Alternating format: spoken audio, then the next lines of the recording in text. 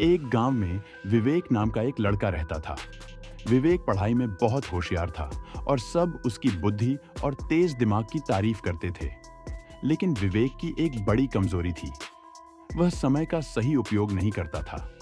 वह अपना ज्यादातर समय दोस्तों के साथ खेलने, मोबाइल पर गेम खेलने और बेकार की बातों में बिताता था। उसके माता-पिता ने कई बार उसे समय की कीमत समझाने की कोशिश की, लेकिन विवेक को यह बात समझ नहीं आती थी। वह हमेशा सोचता, मेरे पास बहुत समय है, सब कुछ बाद में कर लूंगा, अभी तो मजे करने दो। एक दिन स्कूल में वार्षिक परीक्षा के नतीजे आए। इस बार विवेक के नंबर बहुत कम आए। जितनी उम्मीद थी उससे बहुत नीचे। टीचर जो उसकी तारीफ करते थे अब निराश हो गए। यहाँ तक कि उसके दोस्त भी उससे दूर रहने लगे। घर लौटकर विवेक ने अपने माता पिता को रिपोर्ट कार्ड देखते हुए निराश देखा। विवेक को खुद पर गुस्सा आया, लेकिन उसे समझ नहीं आया कि अब आदत कैसे बदले।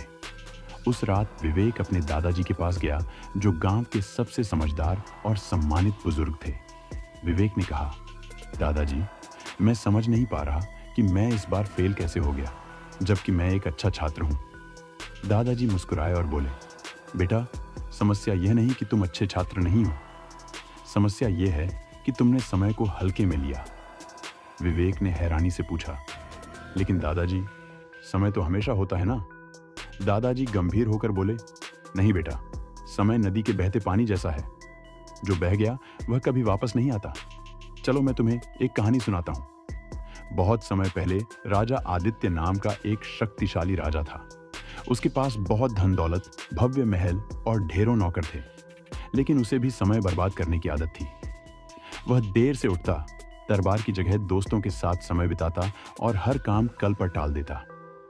एक दिन एक साधु दरबार में आया और बोला, राजा जी, आपके पास सब कुछ है, लेकिन आप अपनी सबसे कीमती चीज समय को बर्बाद कर रहे हैं।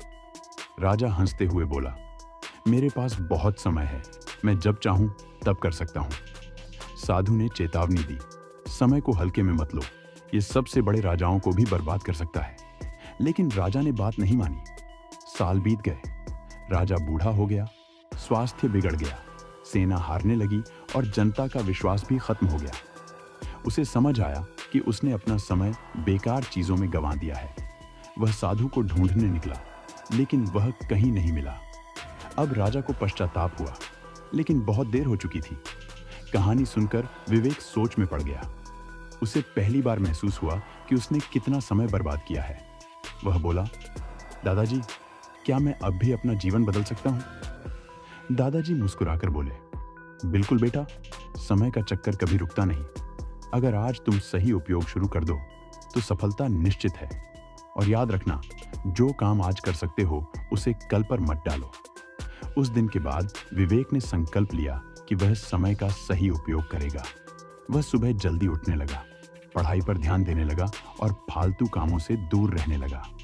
धीरे धीरे उसकी मेहनत के अच्छे परिणाम आने लगे। अगली परीक्षा में वह क्लास में प्रथम आया। आखिर में वह एक सफल व्यक्ति बना और अपनी जीवन शैली से सबको प्रेरित करता रहा।